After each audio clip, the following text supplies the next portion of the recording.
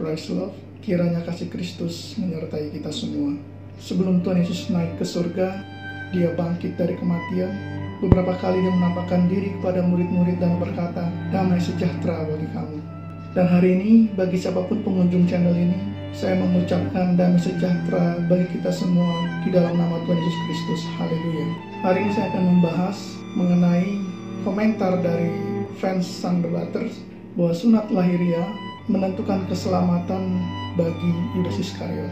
Apakah sunat secara lahiriah relevan untuk perjanjian baru atau relevan bagi umat-umat Kristen untuk meneguhkan perjanjian Allah kepada Abraham bahwa keturunannya akan banyak di bumi, yaitu dengan tanda sunat lahiriah. Itu dapat dilihat dari kitab Kejadian sebagai tanda perjanjian antara Allah dan Abraham. Dari keturunan Abraham lah janji keselamatan itu. Sunat secara lahiriah adalah bagian dari perjanjian lama.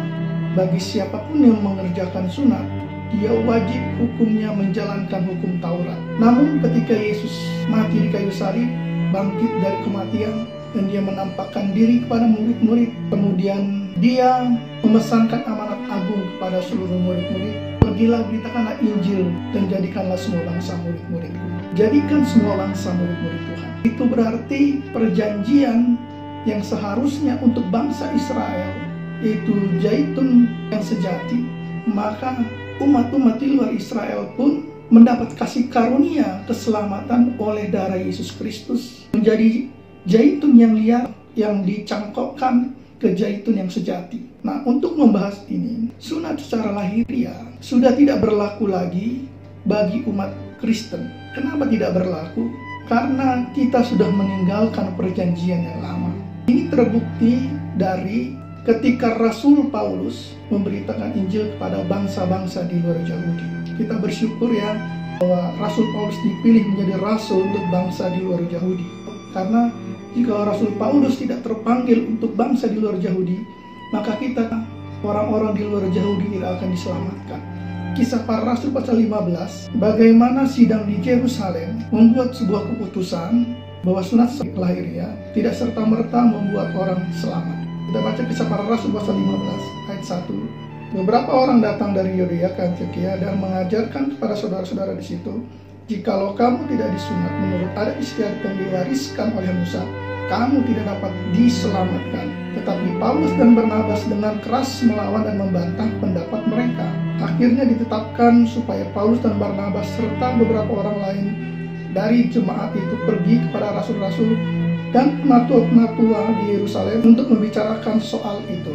Nah, secara singkat, terjadi perselisihan karena makin banyaknya orang-orang yang percaya di luar Yahudi percaya kepada Yesus Kristus oleh pemberitaan Rasul Paulus. Akhirnya di sidang Yerusalem diputuskanlah beberapa keputusan untuk orang-orang di luar Yahudi. Karena itu di video saya sebelumnya sudah saya sampaikan bahwa Yudas Iskariot tidak bisa menjadi hakim karena dia tidak punya sidang. Namun yang menjadi hakim adalah sidang yang telah dibentuk oleh Rasul Petrus dan para murid-muridnya sesuai dengan perintah Yesus kepada Petrus, gembalakanlah domba-dombaku. Artinya di sini sidang itulah yang memutuskan perkara jemaat, perkara-perkara orang-orang yang sudah percaya kepada Yesus. Sidang itulah diputuskan perkara-perkara itu. Karena itu yang mendapat bagian menjadi hakim di dalamnya ya Matias, karena Matias sudah menjadi bagian sidang dari Yerusalem dan Rasul menggantikan Yudas Iskariot. Kita bersyukur lewat Rasul Paulus dia menjadi rasul untuk orang-orang di luar Yahudi. Dan kalau kita mau percaya, dialah akan menjadi hakim atas orang-orang di luar bangsa Yahudi. Nah, akhirnya di ayat ke-29 dari Kisah Para Rasul 15 ini ditetapkan untuk seluruh orang-orang di luar Yahudi ya. Artinya sunat secara lahiriah tidak membawa keselamatan seperti yang dikatakan beberapa orang yang mengatakan tadi. Beberapa orang yang datang dari Yudea ke Antiokhia dan mengajarkan kepada saudara-saudara di situ, jikalau kamu tidak disunat menurut adat istiadat yang diwariskan oleh Musa, kamu tidak dapat diselamatkan. Akhirnya diputuskanlah lewat sidang ya, sinode lah kalau dibilang ya, para rasul pada waktu itu, ayat 28 dan 29, sebab adalah keputusan Roh Kudus dan keputusan kami supaya kepada kamu jangan ditanggungkan lebih banyak beban daripada yang perlu ini. Kamu harus menjauhkan diri dari makanan yang dipersembahkan kepada berhala, dari darah, dari daging binatang yang mati dicekik, dan dari percabulan. Jikalau kamu memelihara diri dari hal-hal ini, kamu berbuat baik. Sekianlah, selamat. Akhirnya para rasul memutuskan keputusan dari Roh Kudus bahwa memang sunat tidak menjadi dasar untuk keselamatan. Jadi bagi bangsa-bangsa di luar Yahudi tidak perlu memberikan dirinya disunat secara lahiriah, dan itu sudah diputuskan lewat keputusan para rasul. Nah, Rasul Paulus memberikan penjelasan kenapa bangsa di luar Yahudi tidak perlu memberikan dirinya disunat secara lahiriah. Jadi Rasul Paulus menjelaskan bangsa-bangsa di luar Yahudi tidak perlu lagi mengikuti sunat secara lahiriah. Alasannya adalah di Roma 2 ayat 26 dan 29. Jadi jika orang yang tak bersunat memperhatikan tuntutan-tuntutan hukum Taurat, tidakkah ia dianggap sama dengan orang yang telah bersunat? Jika demikian, maka orang yang tak bersunat tetapi yang melakukan hukum Taurat akan menghakimi kamu yang mempunyai hukum tertulis dan sunat, tetapi yang melanggar hukum Taurat. Sebab yang disebut Yahudi bukanlah orang yang lahiriah Yahudi, dan yang disebut sunat bukanlah yang dilangsungkan secara lahiriah, tetapi orang Yahudi sejati ialah dia yang tidak nampak keyahudiannya, dan sunat ialah sunat di dalam hati secara rohani, bukan secara hurufiah.